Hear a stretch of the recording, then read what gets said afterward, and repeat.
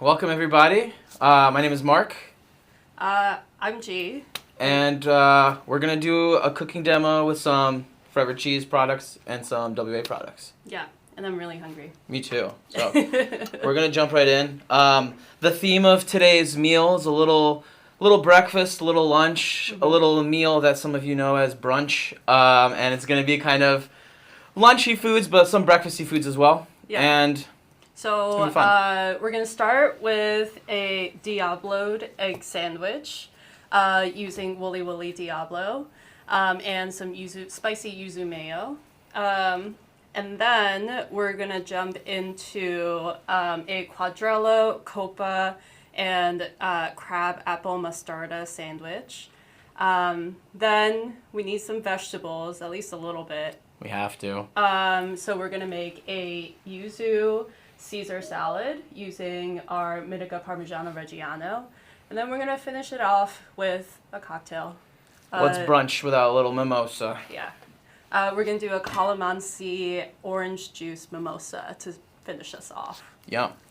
Yeah. Sounds delicious. So while the pan's heating up, let's maybe talk about the cheese we're going to put on the egg and cheese sandwich. Yeah. So we're going to use Wooly Wooly Diablo today, which is a Spanish sheep's milk cheese that's marbled with mojo picon. If you can see, you see that marbling? Ooh, gorgeous. Yeah, that's all mojo picon. And mojo picon is a Canary Island, it originates from the Canary Islands, and it's essentially like, it started off as like a herb vinegar sauce. And then in the 16th century, pimenton was introduced to Spain, and it like blew up the cuisine. So I'm just gonna cut this into nice thin slices so we get some of that really nice marbling. I think that kind of like roasty, peppery flavor is gonna go really well with the scrambled eggs. But this isn't like a spicy pepper sauce, is it? No, it's got like a really nice sweet heat to it, which Yum. I think is gonna be really nice with the citrus of the yuzu mayo. Yeah. And so it's not gonna like burn your tongue off early in the morning. No. And so the Wooly Wooly's also age for about 5 to 6 months, so it will still melt pretty nicely. I'm just gonna leave that for you there. Perfect. Yeah. And we also have it available in retail packs and in bulk. Look at all that marbling, though. That's a gorgeous cheese. Yeah. All right, I'm gonna start cooking off some of these eggs. Yeah. I'm gonna keep cutting a few more slices for Mark. Yeah, I need my little snack. And then I'm gonna jump right into making some spicy yuzu mayo. Okay. Yeah.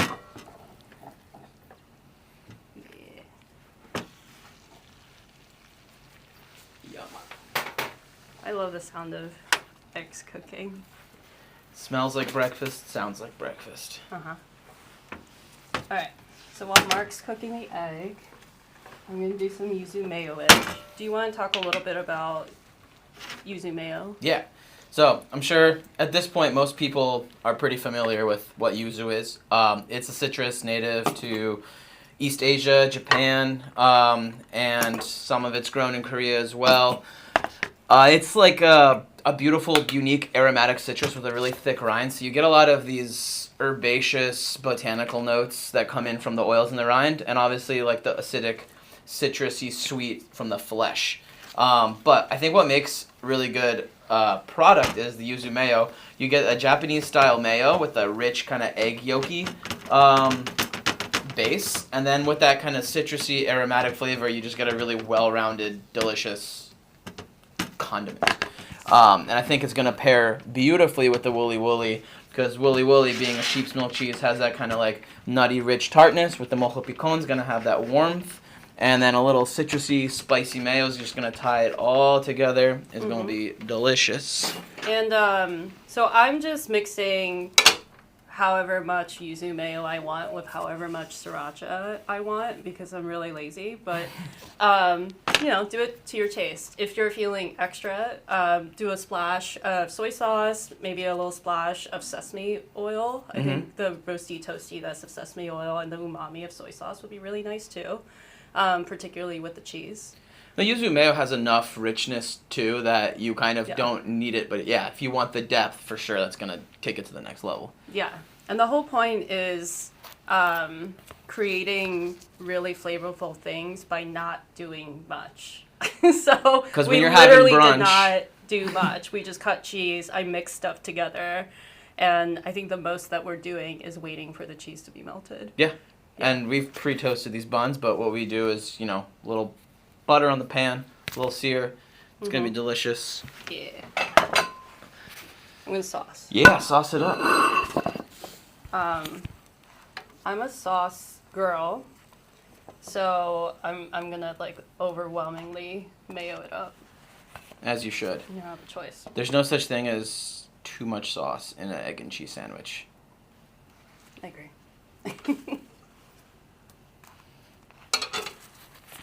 There you go. Thank you. All right. So, what do you think? A little more? I would do more, but we can plate. Well, the thing about this kind of cheese, I feel like just even getting it sweating is going to already kind of cream it up. And then when your buns are nice and warm and toasty, that's also going to help melt it a little bit. But there you go. Super easy, unique egg and cheese. And I'm going to top it. Should we take a bite? Cut it. All right.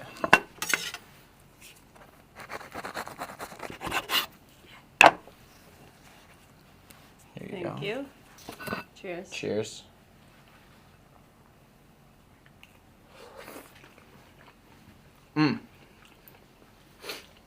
That's awesome. All right, one more. Oh, I love that. The yuzu mayo, so bright, cuts through that richness really well. Yeah. And I do taste the mojo pican. So like I said, mojo pican has a little bit of vinegar in it, so I feel like I kind of taste that acidity. I wasn't joking when I said I was hungry. I kind of want more. All right. On to the next sandwich. We're going to do Quadrello, some copa, and crabapple mostarda. Yum. So, the first thing we're going to do when we're using mostardas is we're going to open it up and we're going to mix it up a little bit and let it breathe, because the mustard extract they're using in this is so incredibly strong. This is not mustard seed, not mustard oil. This is pure mustard extract, which is so powerful that when the folks are making this, they have to wear gloves up to their elbows and full face masks.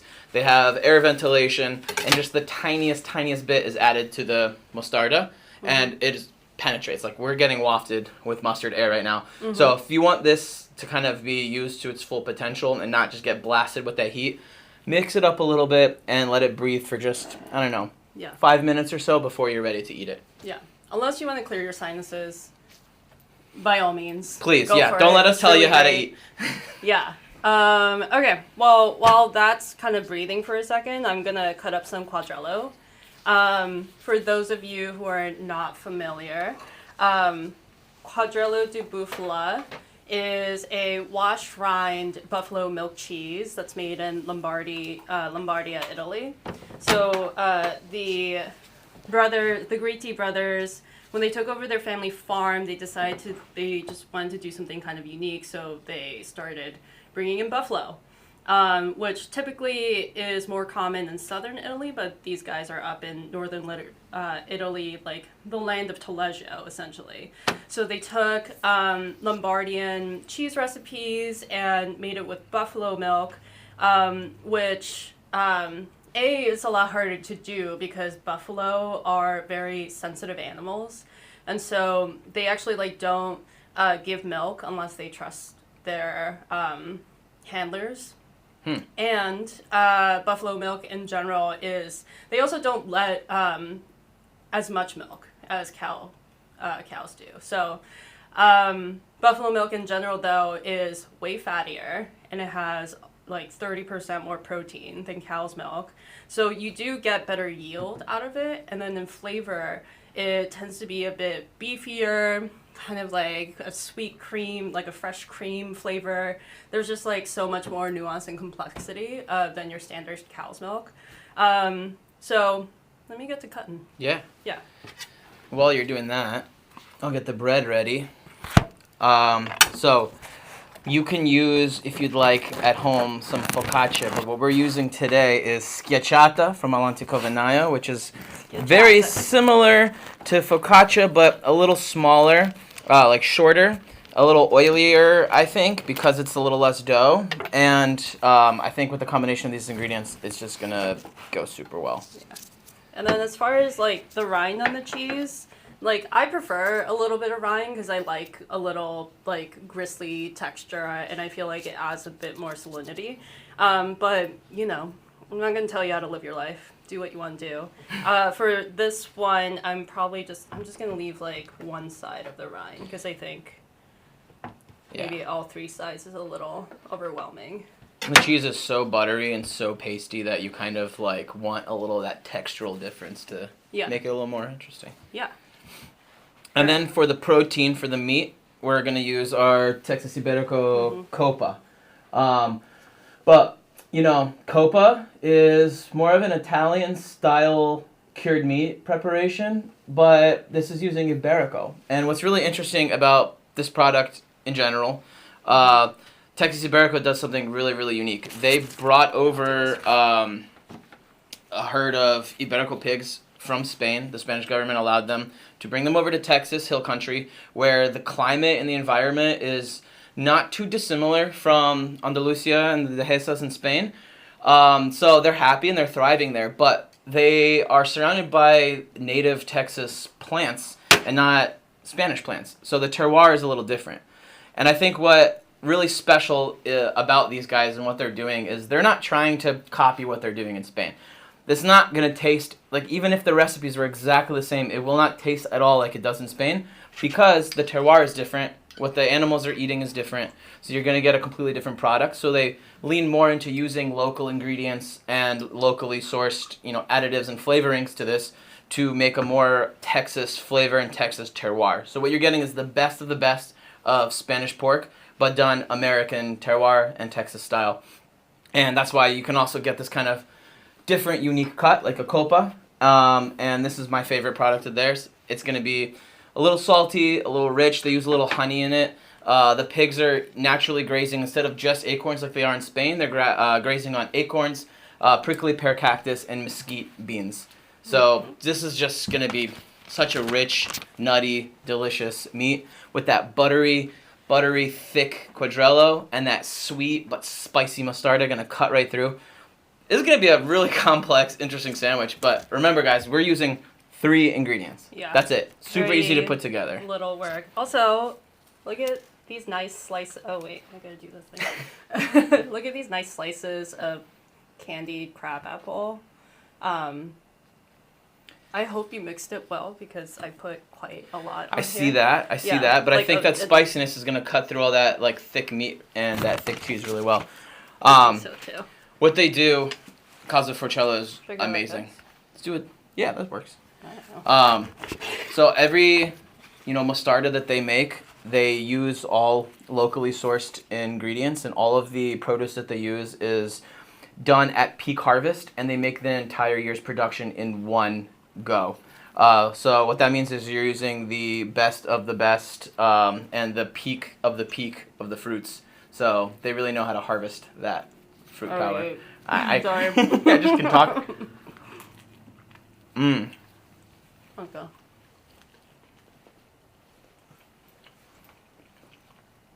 That's a good sandwich. And the rest of the webinar will just be us eating sandwich. Mm-hmm. You're welcome. Damn, that is good. Mm-hmm. Mm-hmm. That's perfect. That's a perfect sandwich. Mm-hmm. And it's not too spicy at all. Well, the sweetness is so nice. The sweetness is perfect. Mm-hmm. I'm saving you for later, buddy. Stop, Don't go anywhere. Okay, what's next, Mark? Well, we had a bunch of meat, we had a bunch of breads, and we had a bunch of cheese. And like you said, we have to have our vegetables. Yes. So we're going to do a Caesar salad.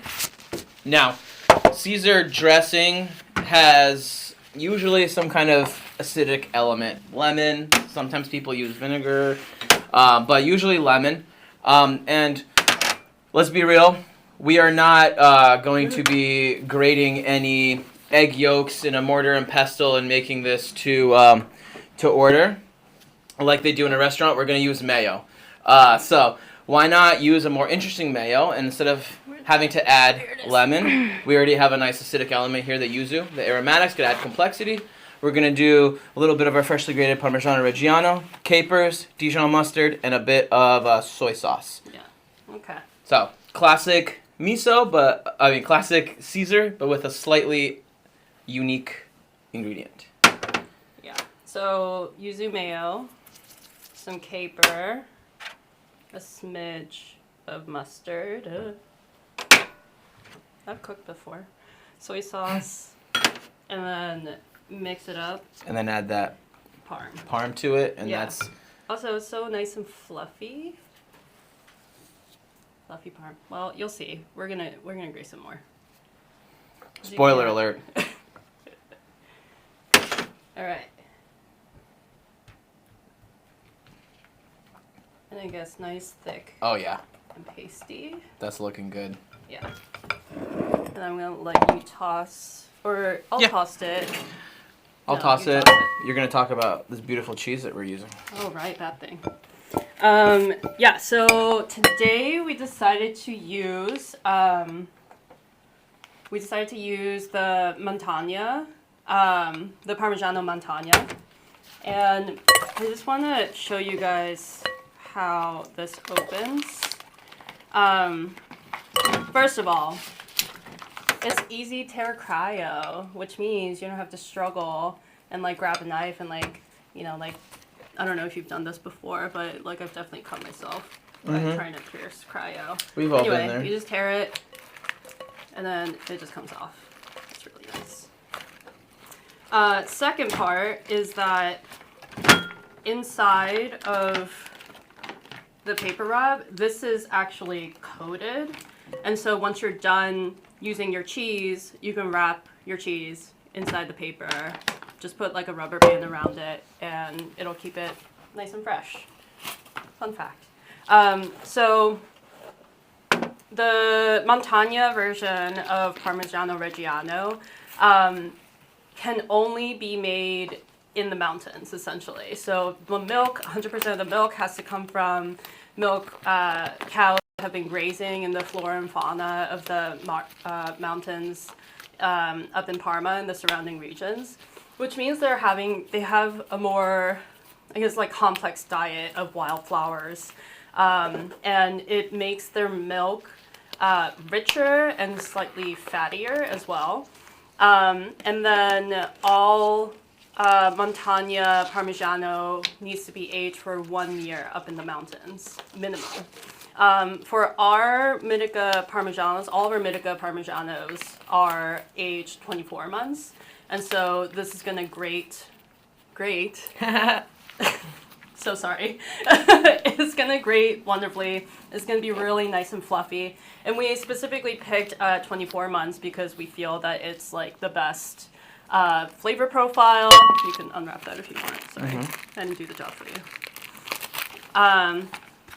We think it has the best flavor profile, and we also select all of our Parmigianos from small family farms. So I hope you guys remembered all of that, but in case you didn't, the beautiful inside of the packaging has all of that information. Too. So when you buy it and take it home, you can share that with all your friends. Yeah, thanks for reminding me.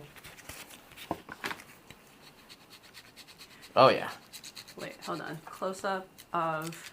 Just say when. No, we're just going to uncomfortably wait until you have a mountain. A mountain of mountain Parmigiano. I thought of this before. I'm so glad it came out of my mouth. Snow-capped mountain of Caesar salad on a snow-capped mountain cheese. I don't know. I feel like that's enough. Is that aggressive? You didn't say the magic word. Okay, what? There we go. All right. Yeah.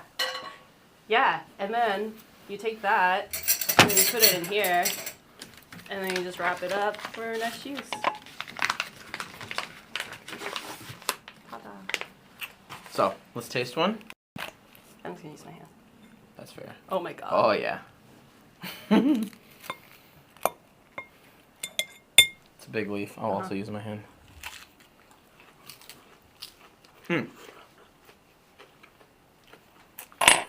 Dang, that's good too. Super easy. 5 ingredient miso, Caesar. I keep saying miso. The parm is so like fluffy in texture. It's also, I would say, kind of like nutty and umami, which combined with all that richness and all that acidity and brininess from the capers, it just balances all out super well. But man, all of this eating, I think I've developed a bit of a thirst. Okay. Tell us about Calamansi. What the hell is Calamansi? Well, glad you asked. So, Calamansi is, like yuzu, a unique citrus. It's a citrus that's grown in Southeast Asia. Used a lot in Filipino cuisine. They use it in salads and dressings and sauces and desserts. Just like any citrus, you know, you add a little sugar, it becomes sweeter. It's a great complement for dessert. Acid is one of the most, one of the 5 flavor profiles. You have to use it, and this is a great way to add not just like a regular sour flavor to something, but something that has a little more interesting complexity because it's got a little tartness, got a little bitterness. It's got a little floralness to it too. But this is a big bottle of a pretty strong cold pressed juice. So we're not going to be, using a lot of this. This is one of those ingredients where a little goes a long way. So I think the big base of a mimosa is orange juice. So that's going to be kind of like our sweet element. We're going to add just a little bit of orange juice.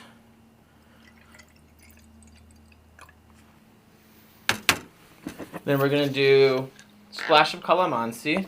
Do you recommend shaking the bottle as well? Yeah, so with a cold pressed juice, you do get a little sediment, and that's a sign of good quality. It's a sign that the juice is thick and pressed, and also, as you can see kind of how thick this juice is, it's got a pithiness to it. So you really taste all the fibers, you taste all the oils from the rind, you taste everything.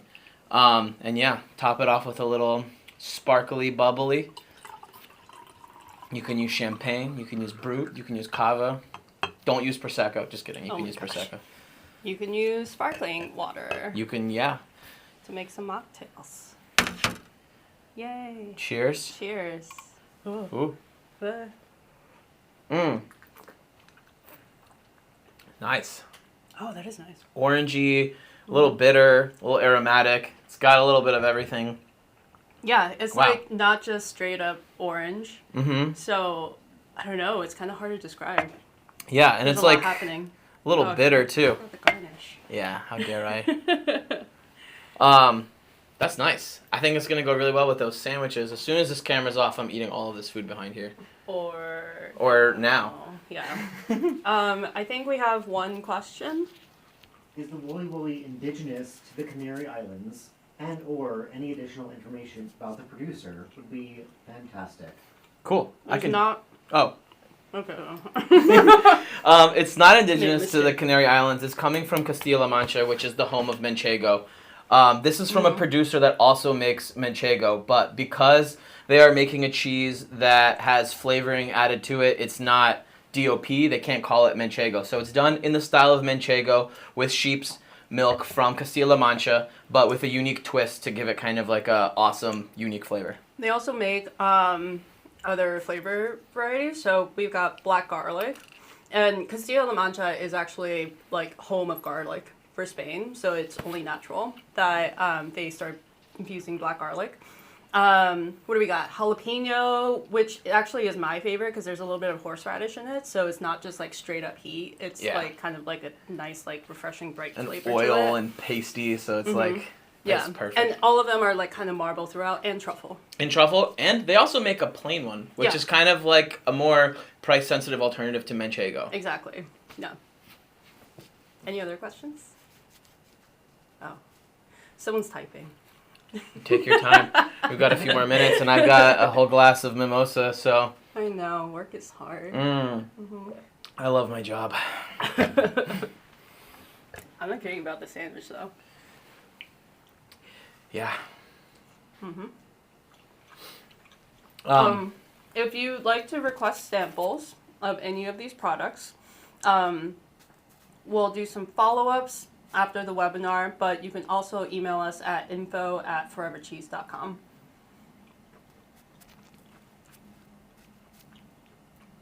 This person has black truffle at the store right now, but they're excited to try the ones we have spotlit. Yeah. Yeah. Thank you so much for this fun demo. Well, thank you. Thank you for listening to us banter and just shove food in our mouths. The ASMR portion of this is... Yeah. All right.